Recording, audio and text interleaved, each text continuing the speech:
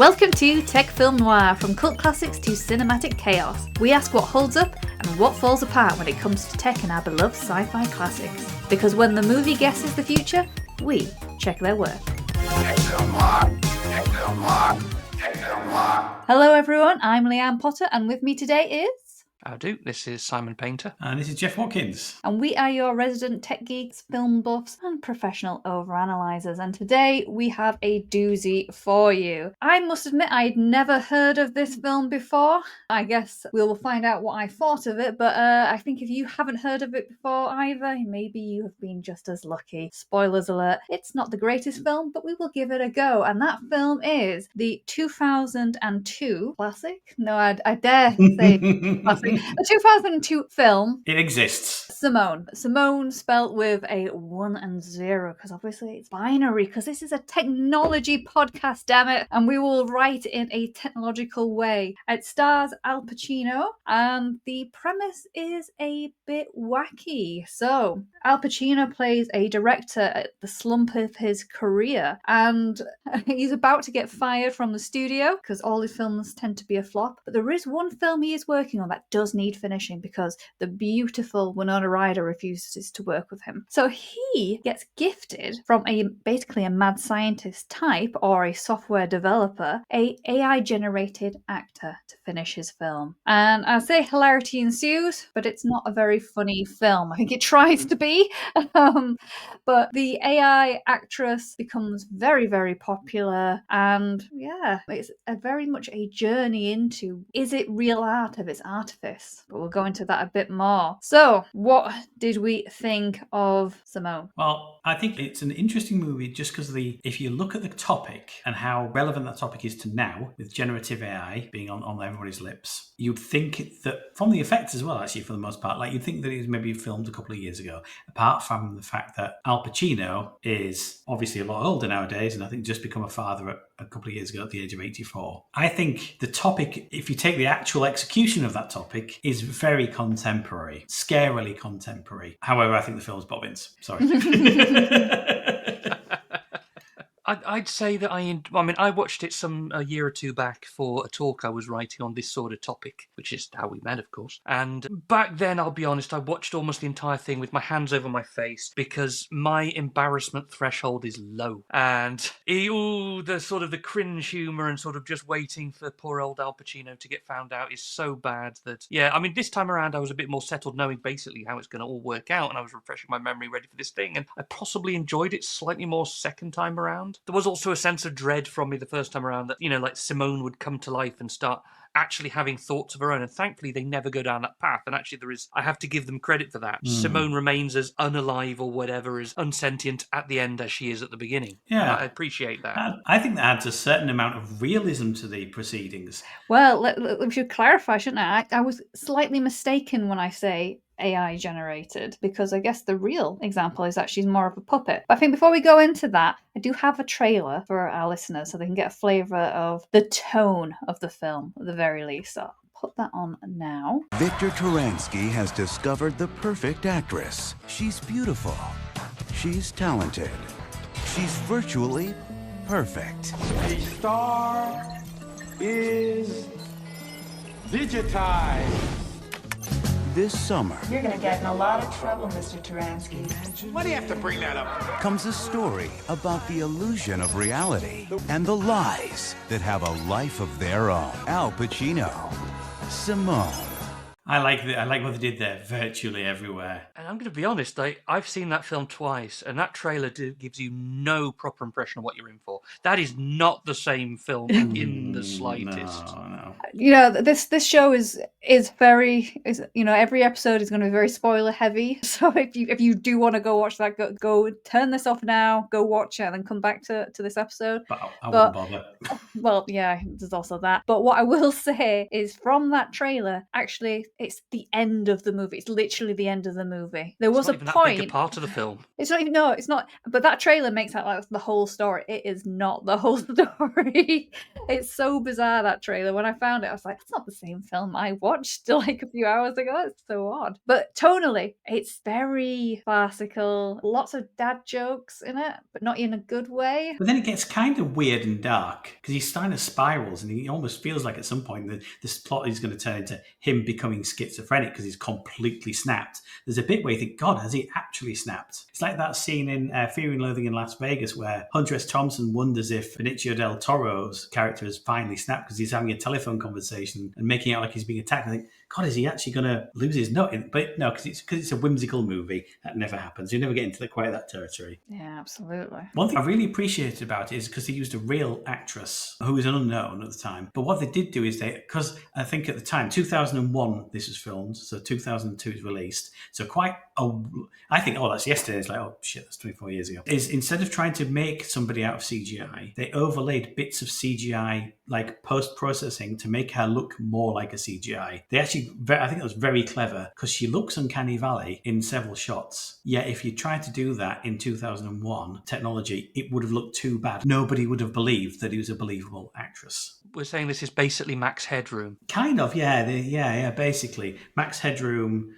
for like a decade on, I guess. I have never seen this actress in anything else whatsoever, and I'm hoping that her stilted performance in this is a choice. I'm going to be charitable because it must surely be a choice because it is a very understated to the point of almost ridiculousness. And I can only guess that that's what they did deliberately to emphasize the fact that this is an AI. So we talked about her being a puppet. I mean, that is in many ways, that is basically the principle of Gen AI in many ways, isn't it? You take a basic performance from somebody and then you overlay a whole load of footage of whatever it is that you're trying to impersonate and then kind of overlay one on top of the other. And that's really what it is, because really all of Simone's performances, they don't really exactly make this explicit, but it's Al Pacino. He is performing every single scene that Simone is in, only they computer him into Simone. Well, I do actually have a clip where it shows that, so if you'll indulge me. And this is where she's getting introduced to her co-stars. I know it's an unusual way to work.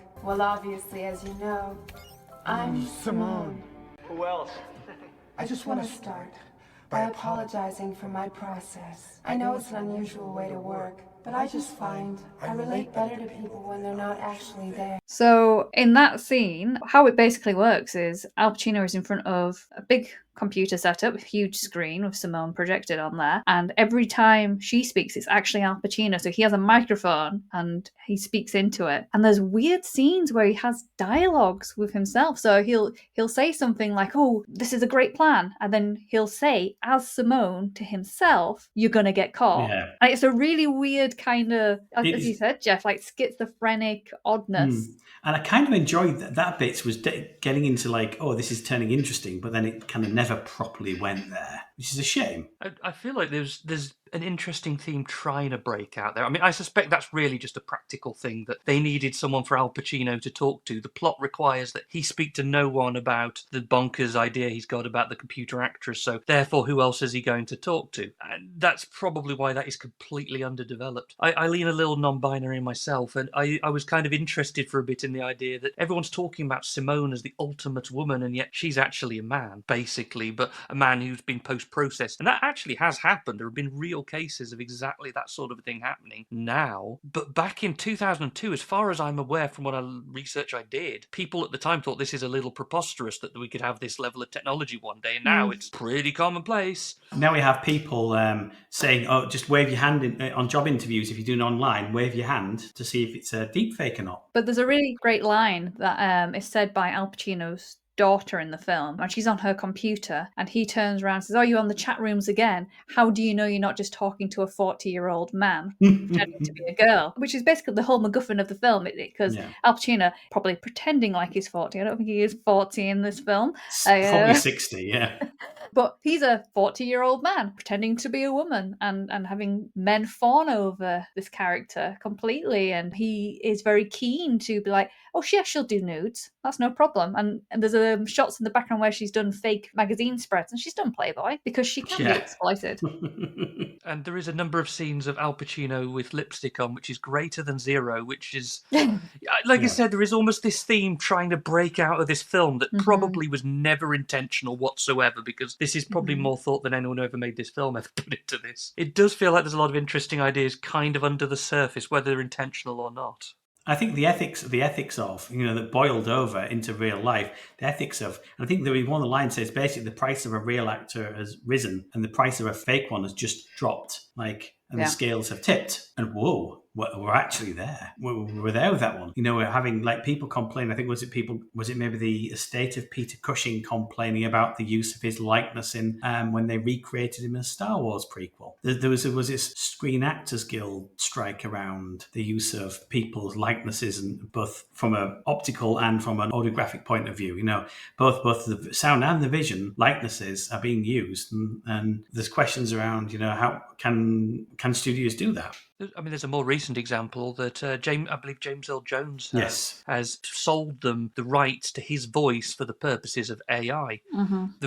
I don't think it's ever been confirmed, but the rumour has it that in the recent TV series of Obi-Wan Kenobi, where Darth Vader's in it, that all of that James Earl Jones talking here is actually Hayden Christensen, who's been AI'd into James Earl Jones. That's the rumour going around, and it wouldn't surprise me. Where can I be that? I want to be James Earl Jones. Who doesn't? I think you just imagine when you can get a voice change. Then again, this tech already exists. It does. We should have started this episode with just all of us deep faking ourselves as Al Pacino. Hoo-ha! Well, you see, I'm actually Lianne, and the one that says Lianne over there is actually Jeff, and we've all swapped houses a little bit and just having some fun at your expense. But what I think there's a really interesting scene where he actually shows the process of him actually putting her into film. So, as I said, the premise is he was going to finish a film with Winona Ryder, who, again, absolute girl crush on, looks gorgeous in this film, as per the usual. Not in it enough, unfortunately. But she turns around and goes, I'm not going to do this film, so they need to finish this film. And I've got another clip of how that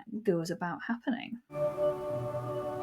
What you don't understand, Clyde, is that love... Still too big. I like it, but it's too big. All right, smaller teardrops this time.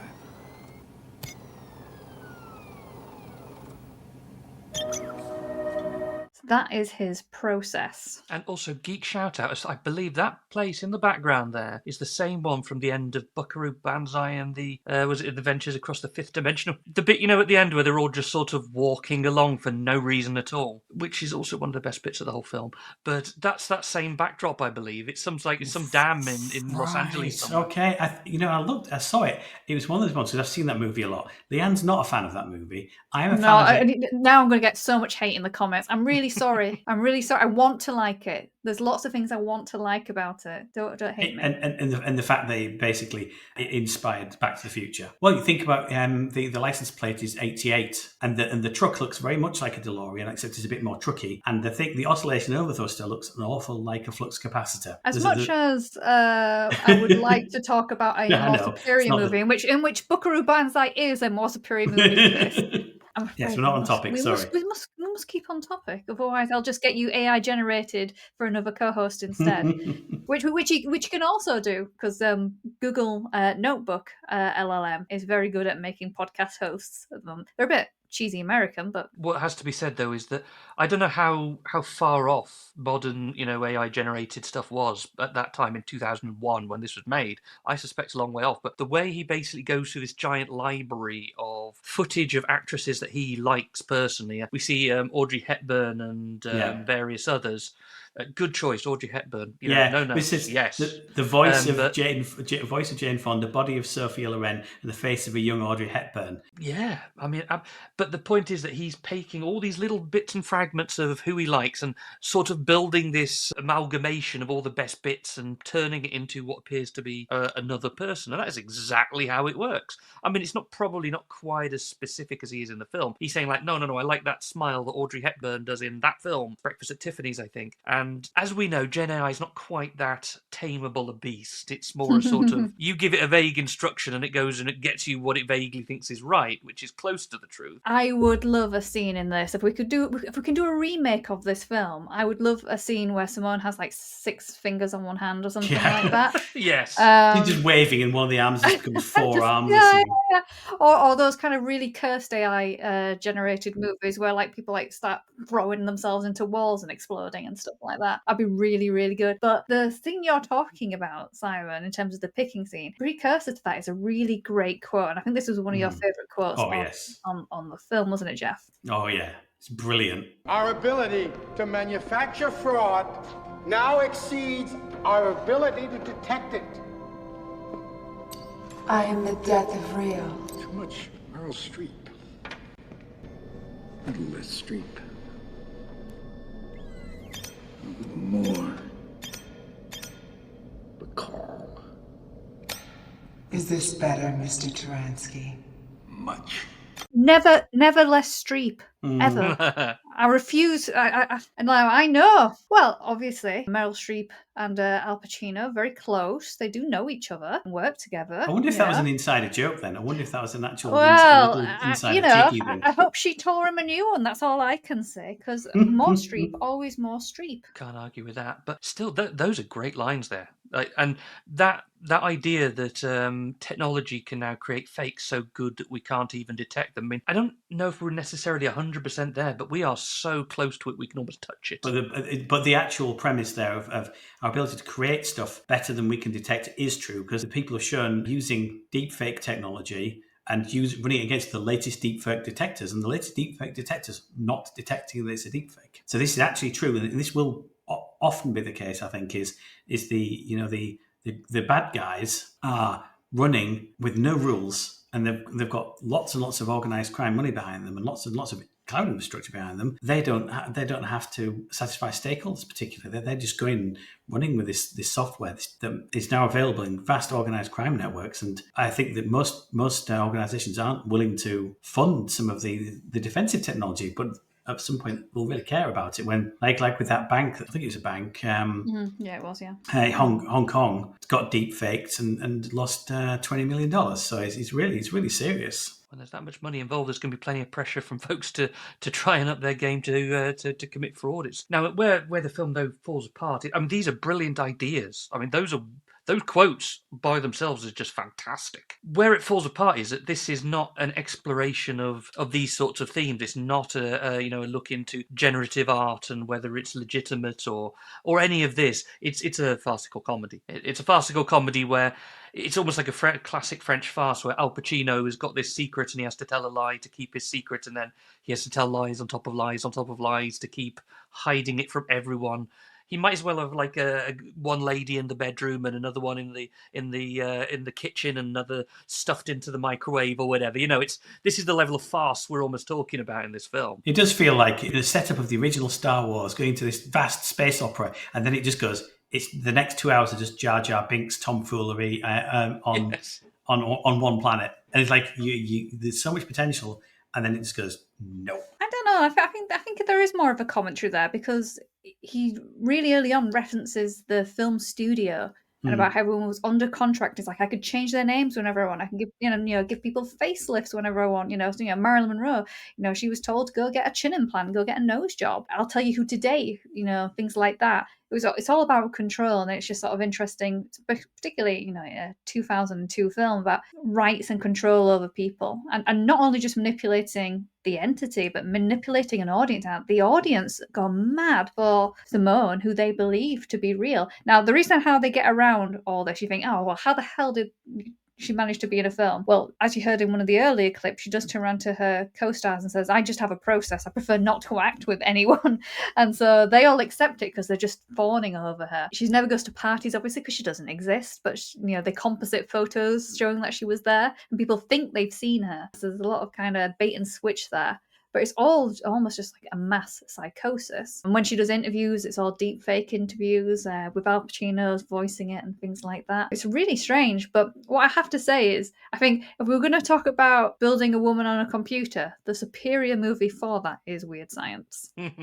Yeah. I'd actually say that towards the end, as it goes on, and it feels like we've almost sort of moved past the farce in the last sort of 20 minutes or so, and it's become more an exploration of this phenomenon that's based on nothing. And it's almost become a little bit of social satire where everyone is just going absolutely nuts for nothing. And and that's sort of like almost a judgment on society, that all these people are so crazy. And like even the sort of paparazzi type guys who are chasing after and trying to prove how this is clearly something dodgy going on, have utterly by the end fallen in love with Simone and like breaking down almost in tears, looking at performances from her, and none of it's real. And that almost feels like there's a film there. That feels like we've got an idea, but it's like right at the end, it's sort of jammed in.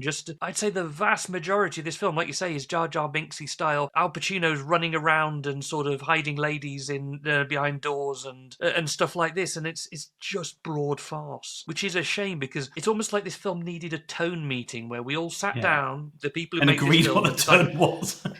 what is this film about? What are we trying to say? And now let's try and make sure everything fits. And it doesn't feel like that ever happened, because it feels like we've just got this sort of thing that drifts from place to place as the film goes on. And there's hints of other like quite dark territory, like Rebecca Romijn in an uncredited cameo, trying to make herself look like more Simone, so the director would sleep with her. Like, oh, that's dark. It's really dark. And then she's never mentioned again. Dark though. Then she's never mentioned again. It isn't played dark, it's played really poorly. And I don't think it's the actors, because you've got some incredible actors in there, big stars in this movie. Stars.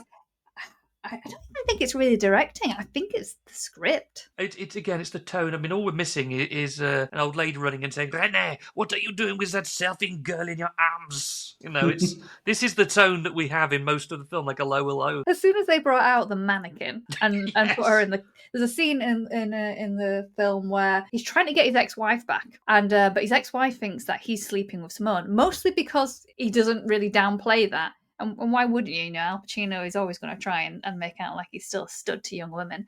But he has Simone, the mannequin, in the car driving on the phone, and as Simone in the car is driving, he pulls up to his ex-wife, and she thinks she's talking to Simone, and it's just so stupid. And she's like, this woman runs the head of the studio, she's not going to notice that that's a mannequin. But there's weird shots where it blurs together, and from her perspective, it turns into a human person. So it's this weird kind of thing that they're trying to sort of say, that people are just so taken in by that they'll see what they want to believe. There is I can't remember what it was called, but there used to be a document that floated around the internet of common writing faults and what to avoid.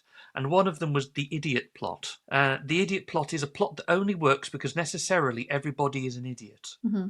And I think that's kind of true of this one.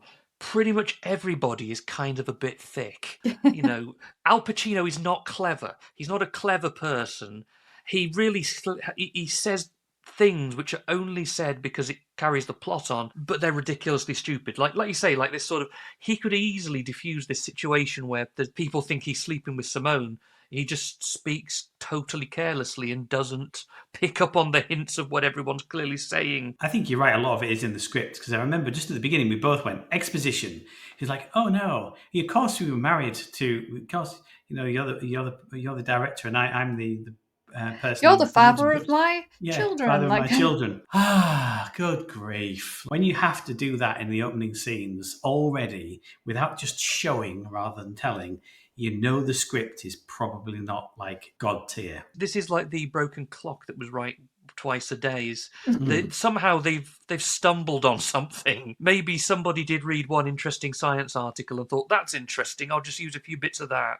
And it was good enough that it's impressed us 20-odd years later that this is bizarrely prescient. But I don't think very much thought beyond that went into this film. Well, let's go into brass tacks. Let's talk about the tech. So it features some of our favourite tropes, which is free keyboards, 3 screens, 3 towers. What a setup. Can I talk about this keyboard for a moment? Because this keyboard literally has a button for everything. It has like a tears button, and if he presses the tears button, and he accidentally does it, I think at one point by leaning on it, she starts crying because that's the tears button. And there's a button for every single possible command he could possibly think of, but it's still the size of a perfectly ordinary keyboard. And it literally says it printed on. It literally says tears. Yeah. There was one clip earlier, mimic. It's madness.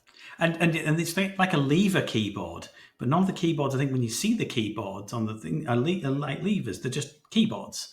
So I think there's kind of inconsistency there. But yeah, there's a reason why keyboards have all the letters of the alphabet on there. It's because you can type words in rather than, I'm okay, people have Stream Decks and things. I've got a Stream Deck for my most used macros, but like having every single function on the keyboard of something this sophisticated, be a bit much. Guys, you know where it is, don't you? You know the dogs that can talk when they press the buttons, and they say things like "outside." Yes, that's all Al Pacino is doing. It's exactly the same. But what I will give Al Pacino is sometimes when you watch films of this era or a bit earlier, when you just know like Al Pacino probably at this point doesn't actually own a computer. I thought his keyboard and computer work was actually pretty convincing. I didn't feel like, hey, this is a guy who's never been near a computer before, which we have watched films in previous episodes where it looks like that. Like no one has touched a keyboard ever and one finger typing. Al Pacino was typing away, but it wasn't in a ridiculous kind of spirit fingers sort of way where he's just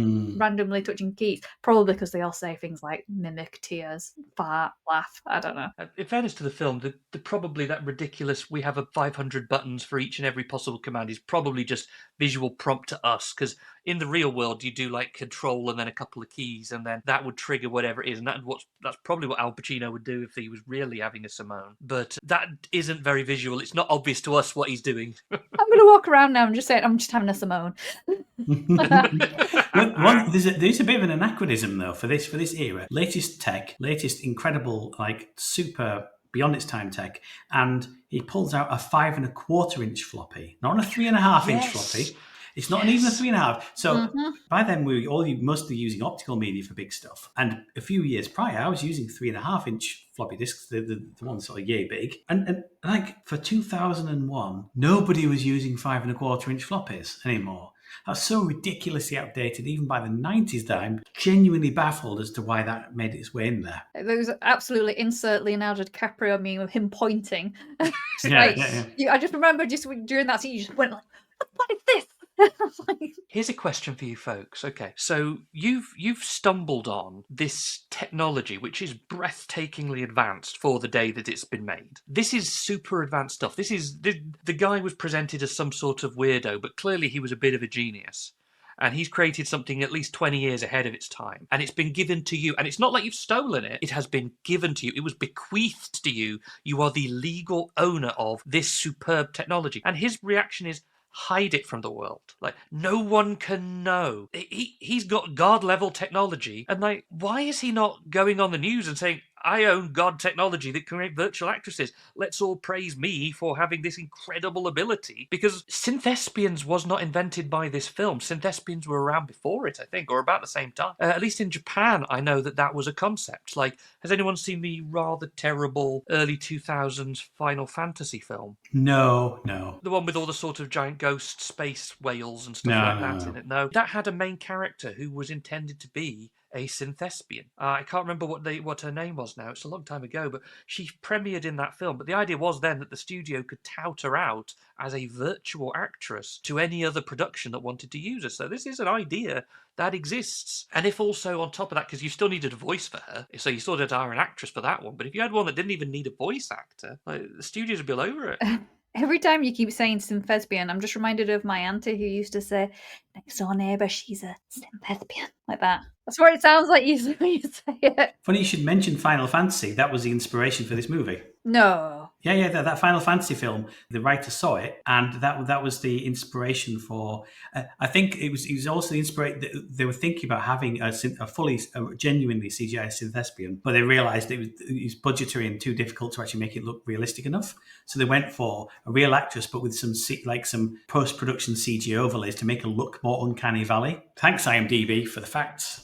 Yeah, okay, there we go. And I would not, although I'm a huge fan of Final Fantasy, I would not particularly recommend tracking down that film other than morbid curiosity. It is not. Are you sure? This is good. almost becoming the podcast that recommends watching absolutely diabolical films. But what is he actually running the software on, though? Because it seems to be running just fine. Like my computer would really struggle to run something similar. There's only one point where it says insufficient memory. Do you think it's like a really prototype NVIDIA chip or something like that? Goodness knows. I mean, he's handed over a complete hard drive, so presumably it's a whole custom OS that's been developed by the strange eye patch man at the beginning of the film, presumably. He says he spent something like 10, 15 years working on this thing, so, I mean, it's anyone. This is hand-wavy sort of Hollywood stuff. That man's basically wizard. He did magic, and this is his magic, and he did wizardry. Yeah, we're not really supposed to question it. There should have been a scene where it kind of explains how he's so good at computers, though, because he is a traditional film director. I think he's supposed to be quite a lofty one, kind of like art housey kind of one. No film director would be able to run this. And later on, spoiler alert, you're on the wrong podcast if you're not wanting spoilers, but to end it all, to kill Simone, he uploads a virus. The virus, by the way, is called Plague 8.1. Also on a floppy disk. Yeah, Jeff Goldblum would be absolutely proud of that, wouldn't he? And you appear to cure the computer of the virus by simply taking out the floppy disk, and now it is gone. That was also in my notes. Like, just eject it. Who knew? Imagine if ransomware hit. I'll just eject it, demount the drive. All fine. Put it back on. We're done. I mean, this is very, very, very deep into the hand-wavy, we don't really know how this works or care sort of territory. Are you telling me the guy that made Simone, which is it what's it, Synthetic One? Simulation One. It's her actual name. Yes. Yeah. Simulation One. The person who made this did not put antivirus on their software. Apparently not. Although, if he's made his own OS, then presumably it's immune to most modern viruses, unless it's Windows-based. Plague 8.1. Except Plague 8.1, which obviously, I mean, like, we all worry about Plague 8.1. Maybe this is all alien technology. Maybe this is just an Independence Day crossover, and it's alien technology still from Independence Day, and the director knows Jeff Goldblum and knows how to end it all. I don't know. We'll explain it. We keep accidentally making this into a more interesting film than in fact it is. I mean, one of the other interesting things that it kind of predicted was holographic musicians. I mean, yes, that's a thing. That's a thing. So she says it's not just enough to have a movie career, I'm going to have a music career. But she also plays on stage as a holograph. And I got very ABBA vibes. ABBA is doing really well doing their virtual tour and things like that. And I was like, that actually came true. Yeah, they're becoming more and more of a thing. Of course, you've got bands like... But again, going back to my idea of why would you hide this, because Gorillaz is an example of a virtual band. The whole concept of Gorillaz was that they were like 4 cartoon characters who came to life and would actually give live concerts as cartoon characters. But they didn't hide it. The whole point was that they were cartoon characters. You knew it was artifice, and that was the fun of it. So once again, I question this idea, this need. I mean, obviously this is a farce, and so the whole point is that we've told a lie and we need to keep protecting the lie, and that's a farce. But like in the real world, I would have thought he'd be going on all the chat shows as himself saying, look, I've made this and look how incredible it is. In fact, like chat show guys, you get to interview a computer who will act like a real person, and that would sell far more. I think he'd make a lot more money off that than he ever would out of his crappy art house films that he makes. He says the line towards the end of the film is, we are fine with fake so long as you don't lie about them. Yes, and I agree with that. I think that's true. Like I said, I mean, I like Gorillaz, for example, and there's other examples of that sort of a thing. I mean, the idea of a band who has an image and adopt a character, I mean, to a lesser extent, someone like David Bowie, say. I love David Bowie, but he never appeared on stage as in fact, it wasn't even his real name, it was David Jones. I don't think he ever in his life appeared on screen as David Jones. He adopted a character and became someone else, and therefore became something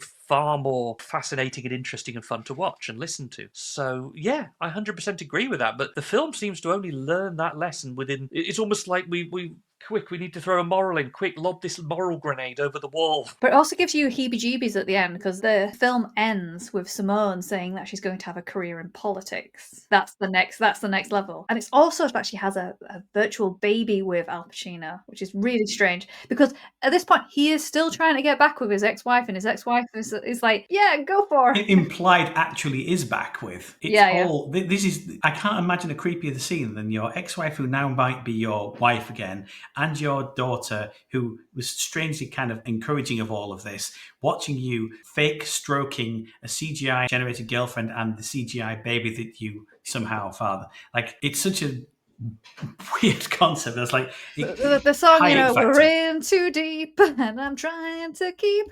They're in too deep. There is no coming back from this now. The backlash would be so huge. No, It's just, I actually loved that ending, and the final image of the sort of Simone character disappearing and just leaving Al Pacino in a giant green void. That's wonderful. But there's almost a wonderful film that could have been made where this was just the first act, and then we move on 5 years where Al Pacino, Simone, and his ex now current re-wife maybe are living together, and things have gotten weird. You see, that's now becoming a really weird, very dark film. There's any number of weird ways you could maybe either Al Pacino or his his ex-wife who's real start having an affair with Simone for real. And as insane as that could be, that's got interesting possibilities as people start going crackers and start actually thinking Simone's real. There's all sorts of really dark paths we could have taken this down. This film has no interest in any of them, of course. We just want to see Al Pacino running around trying to hide stuff. which is a waste of his talents, to be fair. Would you be interested in hearing what Al Pacino had to say about AI actors when he was promoting this film? Oh, yes. Try it,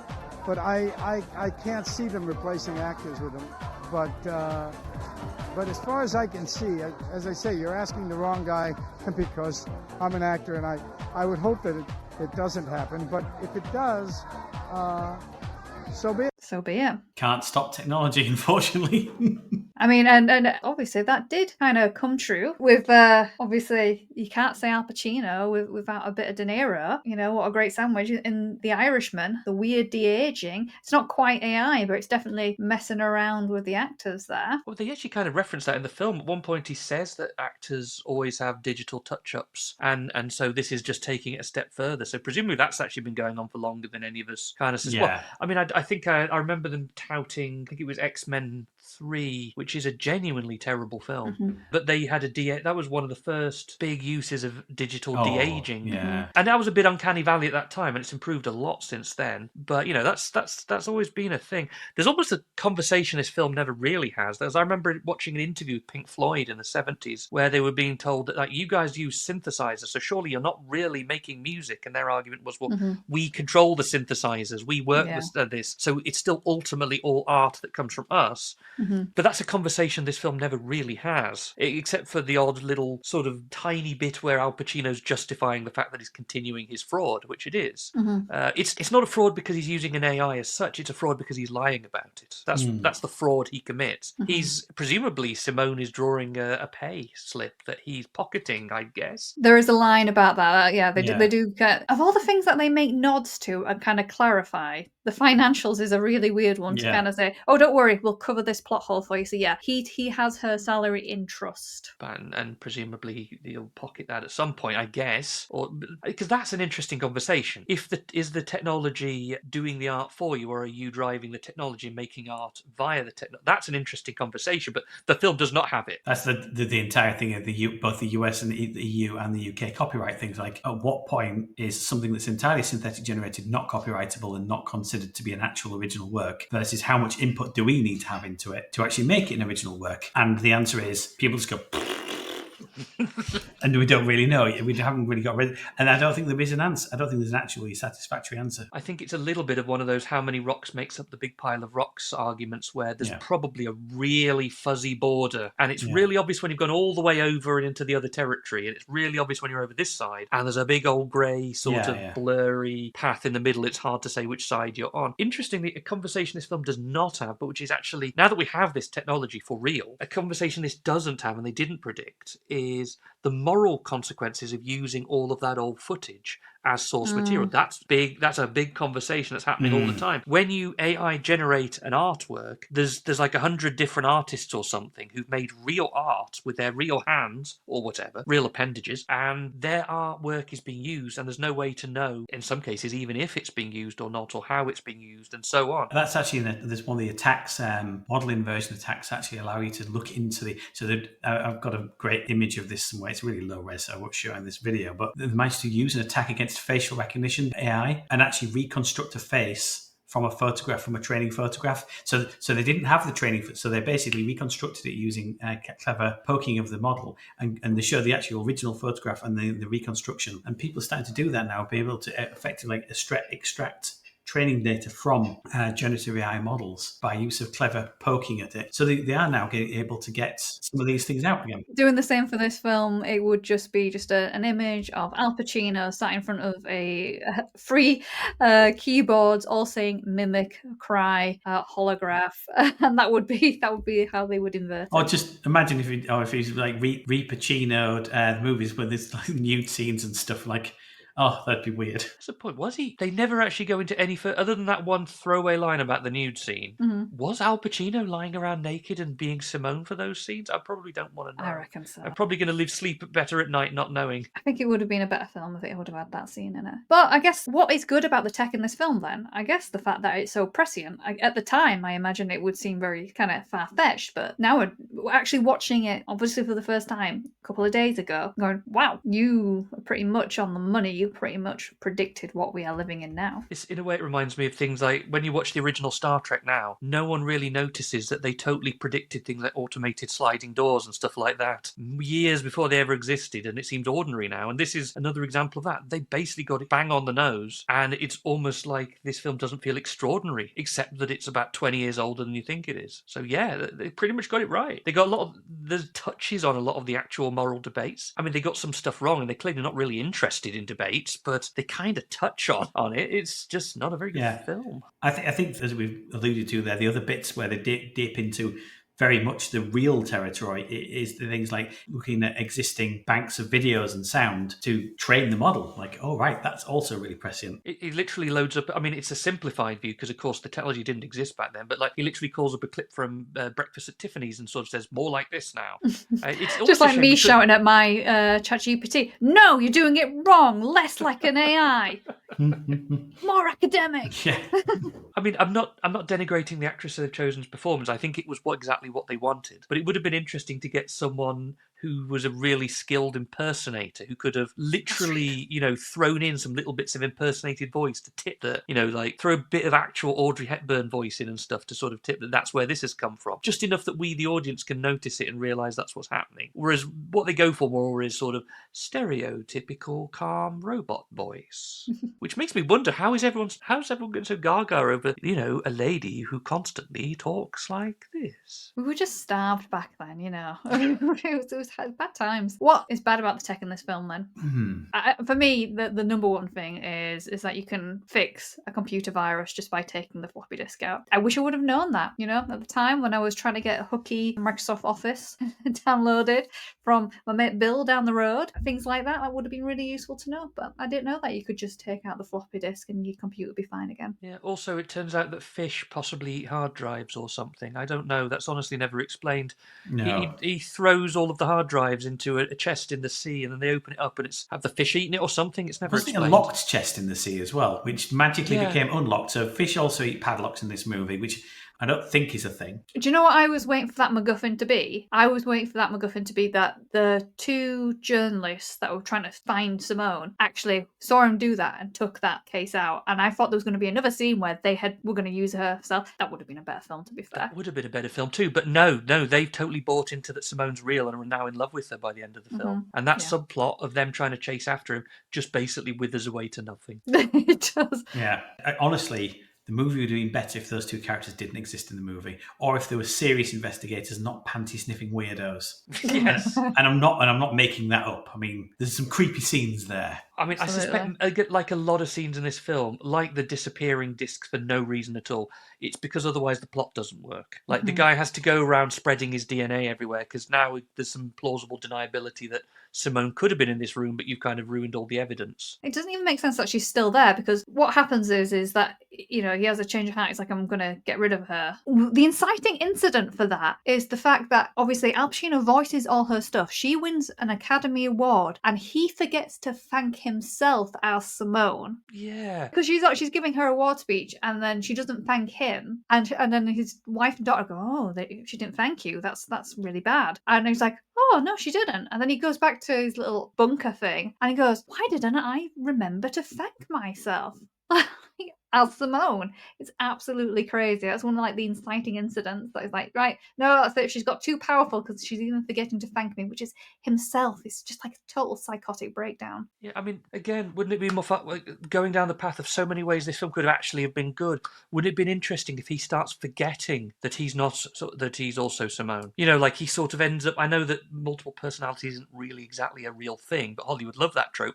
This could have been a great film for that, where Pacino, by the end of the film, has forgotten that he's actually one person and not two. I would have loved a kind of Dress to Kill-esque Yes. Michael Caine. Oh, I'm spoiling all the films. That is a film that you should go watch. Dress to Kill-esque kind of psychotic breakdown would have been really good. I'm like, all right, we're going to make sure Simone is walking around. And it's Al Pacino. It's Al Pacino in a blonde wig. Because he does, like you said, puts on the lipstick early on. It's quite the scene. It would have been really nice to have seen that scene. I would have liked that. But I guess the big question we always ask towards the end of the show is, did this film predict the future well? And I think it did, and I've got evidence of that, if you will indulge me a second. Hollywood actors are on strike for the first time in 43 years. Among other things, SAG-AFTRA, the largest actors union in the country, is demanding protections from artificial intelligence. First the money started going, and now everyone's getting laid off work. They took our jobs! So yeah, life imitating art. Big worry in the arts is people getting replaced. Musicians, actors. I think it predicted it pretty well. I talked about it in the talk I gave. There was a Japanese biking blogger who presented as a lady and had all his images and videos post-processed, so he appeared to be a lady who was into motorcycling, and he wasn't. It was a man doing it all. And, you know, like, yeah, this is totally 100% a thing. Simone, the film, basically predicted pretty accurately the way that generative AI has worked. Yeah, 100%. Wish it was a better film, though. Just wish it was a better. Well, that's the question. So it did. So we're all in agreement that as a film that predicts things, it did pretty well for that. But would we recommend this film, Jeff? I'm going to come to you first. I'd say that if you've sat all the way through this, I'd say no, because I think all of the salient points we've really covered. There are a couple of other little interesting nuggets around quotes in there, but really, I don't think you need to watch this anymore. I think it's mostly ancillary to life now. It doesn't need to exist, really. Okay, Simon. It's all right. I mean, it's not horrible. You've watched it twice now, so you've really given it some welly. I mean, it was slightly easier to digest the second time, knowing all the terrible things that weren't going to happen. It's all right. It's fine. I mean, yeah, it's fascinating from a history of computing perspective. That's amazing, and that might be worth a look. But is it actually a good film? Nah, not really. It's not great. If you've got literally anything better whatsoever, go watch that. It's also quite long as well. It's about 2 hours odd long, I think. How many times did we, even at the start of the film, like 10 minutes in, we was just like, oh, they've kind of like blown their load here, because like, where's the film gonna go? Because they've kind of revealed everything that's gonna happen in like the first 10 minutes. Like, is there really a rest of the film here? And so many times I had to say to you while we were watching it, Jeff, that, hey, can you just wiggle the remote? How long has this got left? Because there'll be scenes and you'd be like, oh, it's got to be towards the end of the film now, right? There's nothing more to do with this story. No, it's pretty much just sort of like about 20 minutes of story, about an hour and a half of treading water, followed by this sort of tiny little hints of interesting plot threads and ideas in the last sort of maybe 20 minutes. But it's that an hour and a half of treading water that's just fairly unforgivable in a film. Yeah, so for me, I think my kind of mantra is that I watch bad films so you don't have to. So I would not recommend this film. This is not The Godfather Part 2. Even if you're a massive Al Pacino fan, don't bother. I read Al Pacino's book recently, his autobiography. I think he mentions like a sentence on this film. From what I remember, it hasn't touched his life. I don't think it should touch yours. So unfortunately, just listen to this episode. Don't bother watching this film. And as a final thing, what we always like to do for our end of episode, and I'll come to you first, Simon. What would you suggest if the audience, whatever reason, they're going to throw caution to the wind and actually pay to watch this? Because unfortunately, when we originally agreed to do this film, it was on Prime for free, streaming for free. And regrettably, we had to pay for it because we left it too late. And I'm still mad that we paid Jeff Bezos money for this. But let's just say people have got more brass than sense, our audience. They want to see what it's all about. What are they going to sit down and pair this with? Okay, well, in actual, before I get on to my suggestion, I have to admit that I accompanied this film with copious amounts of gin, which did make it go down all the easier for the alcohol. But I may have nodded off at one point, and you know what? It didn't matter. I would go with a Shirley Temple, because it seems alcoholic, but it ain't. And a corn quarter pounder, because it looks like and tastes like a quarter pounder, but it ain't. Although of those two, I'd actually say corn quarter pounders are pretty good. I like them. There we go. So those are my virtual fake suggestions to accompany these films. Very nice. Jeff, what about yourself? I think you'd be a ham and pineapple pizza that's on top with strawberry jam and garlic sauce. Oh. And then, but with one of those really, really bad sort of alcoholic seltzers that tasted water and disappointment. I think just very confused food and drink with not enough actual substance behind it. Well, inspired by a very interesting experience I had today, which I was very excited. I was really excited for this film. I really was, genuinely. Just like I was excited for the fact that San Pellegrino now starting doing Zero. San Pellegrino Zero Blood Orange. I love San Pellegrino Blood Orange. Bought a can of Zero because, you know, try and keep slim. Disgusting. It's flat. It didn't deliver. It made me want the original. It made me want real actors, real people doing really great work. So San Pellegrino Blood Orange Zero, drink it while you watch this and have that sweet taste of disappointment on your lips. That's what I would recommend. And that is our recommendations, and that is our show, where we hope you enjoyed this episode a lot more than we enjoyed watching this film. Give us a like and subscribe, and remember to share with all your friends, and we will be back with more technology films, sometimes good, sometimes bad. Mostly bad. But always very, very interesting. Ta-ta for now. Julian, I'll be back. Only in a rerun.